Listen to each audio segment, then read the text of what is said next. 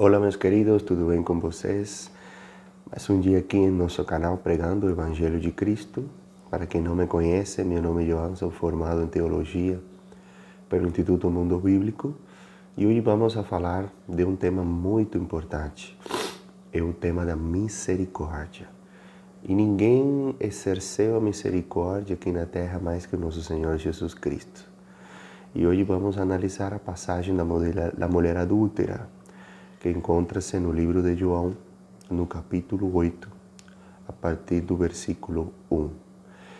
Mas, antes que tudo, eu peço, dá like no vídeo, inscreve-te no canal, compartilha para que outras pessoas tenham acesso a esta palavra, a palavra de Deus, e pode estar compartilhando nos grupos de WhatsApp, nos grupos da família, em Facebook, Instagram.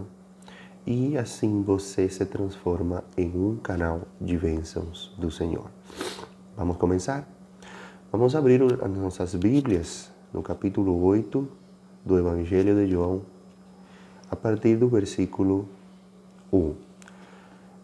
E aí lá está escrito: Bom, Jesus, entretanto, foi para o Monte das Oliveiras. De madrugada voltou novamente para o templo e todo o povo ia ter com ele, e assentado os ensinava. Os escribas e fariseus trouxeram à sua presença uma mulher surpreendida em adultério. E, fazendo-a ficar de pé no meio de todos, disseram a Jesus: Mestre, esta mulher foi apanhada em flagrante adultério. E na lei nos mandou Moisés que tais mulheres sejam apedrejadas. Tu, pois, que dizes? Então, meus queridos, até aqui vemos como os escribas e fariseus, sabemos que eram os inimigos número 1 do nosso Senhor Jesus. Eles pegaram uma mulher em flagrante adultério, quer dizer, ela estava em pleno ato sexual com um homem que não era seu marido. E eles catam ela e levam na presença de Jesus, que ele estava no templo ensinando. Ele estava com outras pessoas, ele estava com seus discípulos, ele estava com, às vezes, uma multidão de pessoas escutando a palavra de Deus, escutando uma pregação de Jesus. Mas qual era a intenção dos escribas e fariseus? Apanhar Jesus de algum jeito. Eles sabiam que Jesus pregava misericórdia. E, a meu entender, eles já sabem que essa pena de morte por adultério era uma coisa que Jesus não aprovava, tá bom? E queriam pegar a Jesus de algum jeito. Ou ele falava: podem fazer, eu mesmo vou atirar pedra.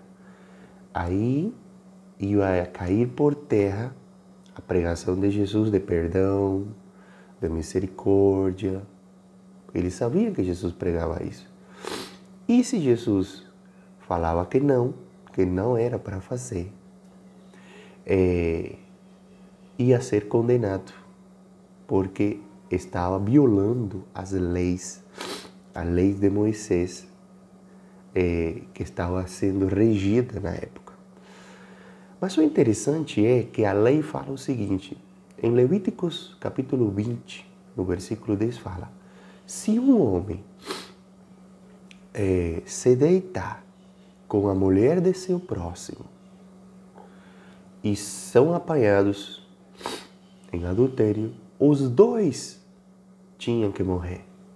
E agora eu pergunto, cadê o homem? Cadê o homem? Porque aqui fala que foi flagrada em adultério na hora, quer dizer, ela estava com um homem. O homem estava procurando, o homem estava tendo também adulterado. Então, os dois deveriam estar sendo julgados. Os dois deveriam estar sendo julgados. E só levaram uma mulher. Então, meus queridos, vamos continuar. Isto diziam eles, tentando-o, para terem de que o acusar. Mas Jesus, inclinando-se, escrevia na terra com o seu dedo. Como insistissem na pergunta, Jesus se levantou e lhes disse: aquele que dentre vós estiver sem pecado, seja o primeiro que lhe atire pedras. E tornando a inclinar-se, continuou a escrever no chão.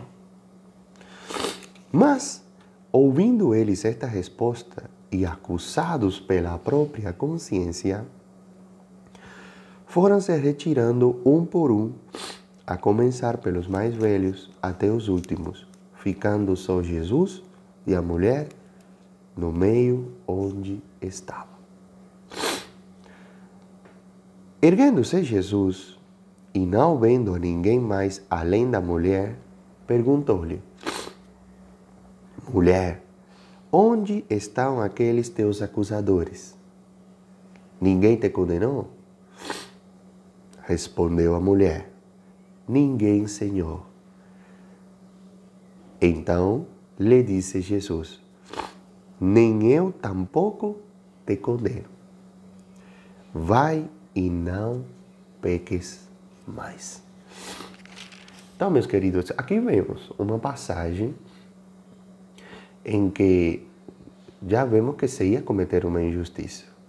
Eu não sei se era porque ela era mulher, mas a lei falava que eram os dois, homem e mulher, que deveriam ser punidos.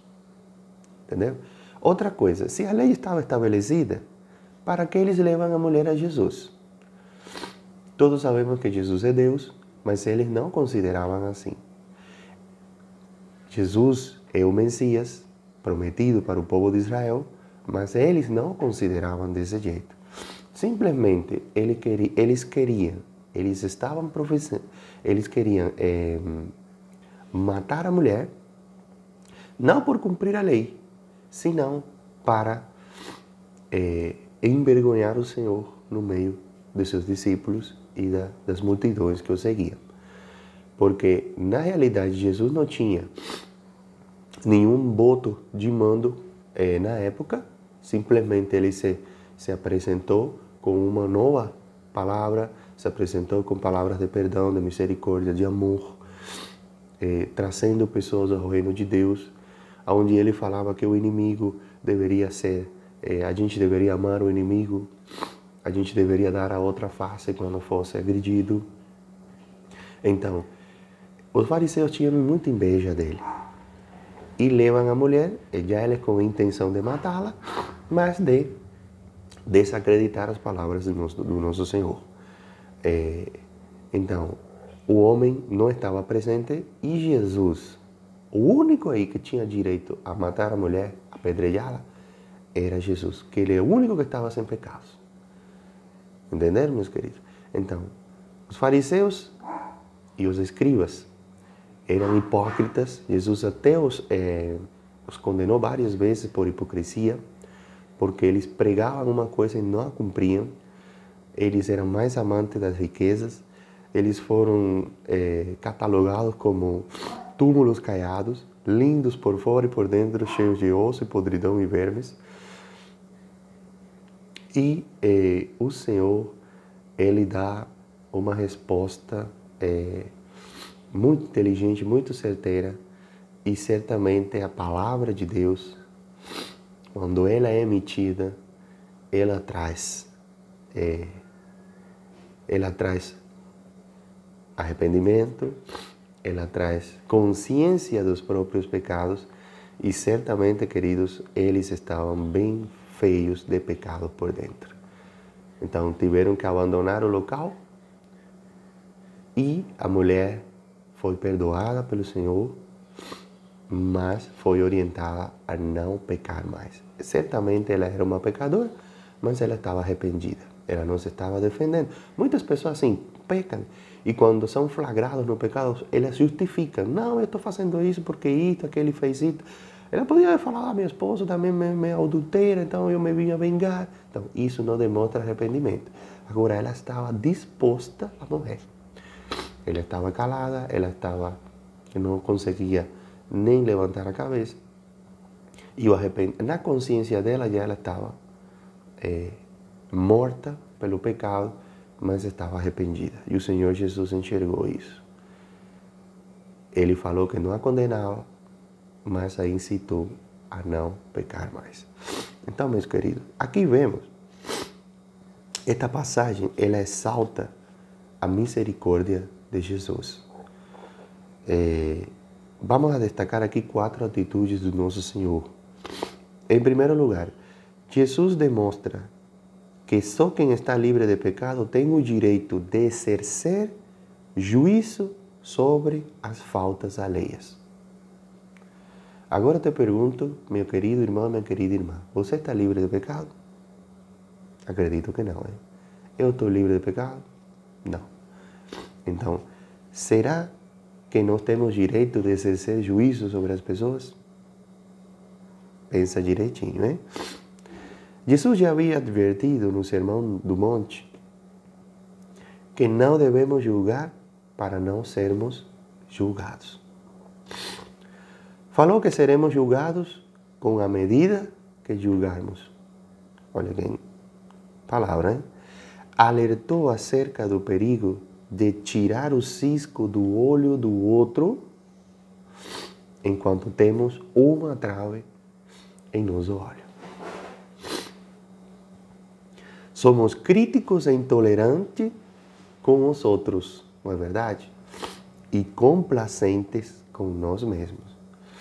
Então, quando o outro faz uma coisa errada, nós descemos o cacete nele.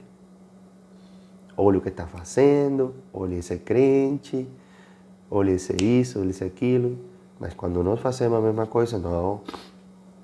Nós somos coitados, somos pecadores, podemos fazê-lo, estamos chateados. Mas somos muito bons para descer o cacete no pecado do outro, mas no nosso pecado a gente fica para trás, hein? Que bom. Jesus usa 2 passagens para mostrar que as testemunhas do crime devem ser as primeiras a atirar a pedra. E não podem ter participação nesse crime. Então, querido, eu que falei, a mulher havia sido flagrada de adultério, mas cadê o homem? Então, cadê as testemunhas? Quem foi que pegou? Porque a mulher não estava adulterando em público. Alguém deve haver visto. Essa pessoa informou. E aí foram aqueles homens, pegaram a mulher, às vezes até sem provas. Entendeu? Mas ela era pecadora. Ela estava consciente disso. Só que pessoas, pecadores até pior, queriam exercer um juízo. E além disso, com a intenção, mais a intenção, não era nem por respeitar as leis, mas pela intenção de atrapalhar o ministério do nosso Senhor Jesus. Mas eles não sabiam que eles estavam enfrentando ao próprio Deus, aquele Deus que fez as leis, ao Deus que sustenta, ao Deus que perdoa, ao Deus que ama, ao Deus que deu a vida pelos pecadores, ao Deus que se cravou na cruz para que hoje você, querido irmão, querida irmã, e eu tenhamos comunhão com o Pai e sejamos chamados filhos de Deus e tenhamos a mesma herança que Ele tem, porque Ele tem todo o poder, toda a glória, toda a honra, todo o louvor é com Ele. Ele se assenta à direita de Deus. As nações se rendem a seus pés. Não existe poder no céu, na terra, embaixo da terra que seja acima do Senhor Jesus Cristo. Então, meu querido irmão, minha querida irmã, vamos a ter cuidado quando a gente emite juízos. Vamos a ter cuidado com fofoca, com falas inadequadas. Porque todos nós somos pecadores e não temos direito algum a exercer juízo sobre um pecador como nós. Então, a segunda atitude. Jesus rasga o véu e demonstra o pecado dos acusadores. Interessante. Jesus poderia ter tornado público o segredo do coração desses acusadores. Jesus é Deus, ele sabia. Ele sabia às vezes que o escriba que estava aí com a pedra na mão estava adulterando também. Ele sabia que aquele fariseu que estava aí estava roubando do outro. Gente, eles destruíam lares. Eles tomavam bens e direitos de viúvas e órfãos. Eles pregavam uma coisa e faziam totalmente o contrário na vida pessoal deles. Então, Jesus tinha o poder de falar, fulano, para que você está fazendo isso? Sim. Se você é isto, se você é aquilo. Mas esse não é o jeito que Deus age. Então, querido. Então, Jesus poderia ter tornado público o segredo do coração desses pecadores e exposto a condição deles diante de todos. Mas guardou silêncio e passou a escrever no chão. É claro que o texto bíblico não diz o que Jesus estava escrevendo. Mas a palavra catagrafém, que está em hebreu, nas Bíblias originais, significa que o primeiro a tirar uma pedra nela. Então, catagrafém significa escrever uma sentença contra alguém. Então, certamente Jesus estava escrevendo sentenças. Jesus disse: quem dentre vós estiver sem pecado, seja o primeiro a tirar a primeira pedra. Então, a palavra grega anamartetos, sem pecado, significa não só sem pecado, mas também sem desejo pecaminoso. Sem desejo pecaminoso. Então, Jesus estava dizendo: vocês só podem apedrejá-la se nunca desejaram no coração fazer o mesmo. Então, queridos, o desejo de cometer pecado já é pecado. Então, mais ainda condena nós, porque nosso coração é enganoso, nosso coração é perverso. Muitas vezes guardamos mágoas, guardamos ódios, queremos que o outro se lasque, como ele se está lascando. Né? Quando alguém nos faz o mal, queremos também que essa pessoa não se dê bem. Então Jesus estava falando, vocês, além de pecar, têm desejos pecaminosos. Então, será que tem direito a apedrejá-la? Então, Jesus tocou no nervo exposto, na ferida. O pecado deles era pior que o da mulher. Ela estava envergonhada e sem coragem de levantar o rosto, não é verdade? Mas eles nutriam indiferença contra a mulher, em vez de ódio de Jesus. E sem coragem, e a ponto de tramarem matá-lo. Porque o que eles queriam fazer é o seguinte, eles queriam apedrejar a Jesus também ali, viu?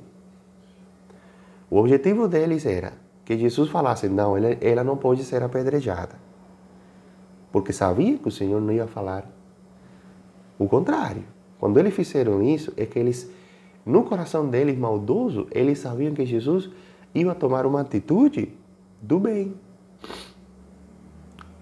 Ia tentar que essa mulher não fosse apedrejada. Que eles conheciam, eles sabiam que Jesus era bom. Mas fazendo isso, Jesus publicamente, eles já podiam falar que Jesus estava violando a lei e que ele também deveria ser apedrejado. Então, o objetivo deles era colocar a mulher a Jesus em frente a uma parede e mandar pedra. Então, eles, além de pecar de todos os pecados que tinham, eles tinham desejo pecaminoso de assassinato. Ele queria matar o homem também. Meus queridos. Mas a palavra do Senhor, ela é certeira. A terceira atitude de Jesus é que ele não esmaga a cana quebrada. Olhem isso. Ele não esmaga a cana quebrada. Jesus valoriza a lei, expõe a gravidade do pecado, mas ama o pecador para restaurá-lo. O objetivo é restauração. Ninguém tem que esmagar a cana quebrada. Então, meus queridos, vamos ser mais parecidos a Jesus. Se a gente flagra algum irmão em pecado, não vamos condená-lo ou vamos apedrejá-lo publicamente, gente. No Facebook, no grupo do WhatsApp. Vamos tentar restaurá-lo, vamos conversar. Vamos trazer esse irmão a Jesus para que o Espírito Santo restaure essa vida. Jesus ama a gente. Nós devemos amar o próximo como a nós mesmos. Então, ele ensinou 3 verdades profundas. A lei é santa, o pecado é maligno e o seu amor pelos pecadores é infinito. Então, ele veio não para condenar, mas para salvar. A mulher merecia morrer, mas ele usa seu poder para restaurar. Você acha que essa mulher ia pecar de novo? Bom, até que poderia, hein? Mas eu acredito que essa mulher não pecou mais. Esse dia ela nasceu de novo, viu? É o verdadeiro nascimento. O Espírito Santo trabalhou na vida dela, pela palavra de Deus. Ela ia ser morta. E esse dia foi salva por um milagre do Senhor. Agora, concordo. Entretanto, quando diz que o perdão não é um salvo-conduto para pecar, Jesus não condenou a mulher, mas ordenou que ela abandonasse seu estilo de vida pecaminoso. Não quer dizer que Jesus apanhou e passou a mãozinha na cabeça dela, minha filha, te salvei, agora aproveita e continua do jeito que você estava. Não, não peques mais. Eu não te condeno. Eu sou Deus, não te condeno. Mas entra pelo caminho reto. Porque a próxima vez pode ser que eu não esteja ouvindo e observando. Tá bom? Então, se Jesus fez isso, queridos, vamos nos fazer também. Vamos evitar condenar. Vamos evitar condenar a nossa família. Vamos evitar condenar nossos amigos, nossos irmãos na fé. E a quarta atitude aqui do Senhor Jesus é que ele restaura a dignidade da mulher. Então, somente Jesus tinha condições morais de condenar a mulher, mas escolheu dar a ela uma oportunidade de se arrepender. Bom, ele não diminuiu a gravidade do pecado. Jesus não tratou o pecado com leviandade. Ele não mandou a mulher para casa como se nada tivesse acontecido. Foi o que expliquei. Jesus exortou a não voltar ao pecado. A natureza do verdadeiro arrependimento não é o arrependimento e novamente o arrependimento e cometi de novo e novamente arrependimento. Não. Mas o arrependimento e frutos dignos de arrependimento. O arrependimento é mais do que um sentimento. É a firme atitude de abandonar o pecado. O perdão de Cristo, em sua graça, não é uma desculpa para pecar. Eu vou pecar, Jesus é misericordioso, Ele vai me perdoar. Não, não é assim não, querido. Você tem que ter consciência do seu pecado. Esse pecado tem que gerar arrependimento na sua vida. E esse arrependimento tem que gerar frutos dignos de arrependimento. Não pecar mais. Abandonar todas essas atitudes erradas. Assistir a pornografia? Corta a internet. Ou corta os sites pornográficos. Adulterava? Abandona o adultério, querido. Tem sua esposa, tem seu marido em casa. Honra-lo. Ser fiel. Rouba, devolve, como fez Zaqueu, 4 vezes mais. O Zaqueu se arrependeu, ele era ladrão, era publicano ladrão. E ele falou, Senhor, eu vou devolver tudo que eu roubei 4 vezes mais. Isso é um fruto digno de arrependimento. O homem continuou roubando? Não. Além devolveu a mais do que roubou, porque se arrependeu de verdade. Então vamos ser assim em nossas vidas. Vamos nos autoavaliar. Vamos tirar as travas que estão nos nossos olhos, antes de estar tentando tirar um cisquinho, dando conselhinhos outros, quando nossa vida não está boa, não. Entenderam, meus queridos? Vamos tirar essa trava da nossa vida. Então, Jesus aborrece o pecado. Ele abriu uma avenida de obediência para a mulher. Ela vai livre, perdoada, restaurada e com dignidade. A lição eloquente que fica é esta: os mais santos são os mais misericordiosos. Então, meus queridos, eu espero que esta passagem nos ensinou muitas coisas e espero que a partir de hoje as nossas vidas sejam diferentes, o nosso tratar com o pecado seja diferente. Vamos a nos autoavaliar, vamos nos parecer mais com Cristo, tá bom, meus queridos? Então vamos orar. Senhor, meu Deus e meu Pai, estamos hoje aqui na Tua presença para te agradecer por mais um dia de vida, Pai. Pai, muito obrigado pela Tua palavra, pelo Teu ensino. Pai, obrigado pelo Senhor Jesus Cristo, pelo sacrifício dEle. Senhor Jesus, obrigado pela Tua dor, pelo Teu sangue, para nos restaurar hoje, para nos ensinar um caminho de verdade, de luz, de amor. Obrigado pela restauração do nosso espírito, pela restauração das nossas almas.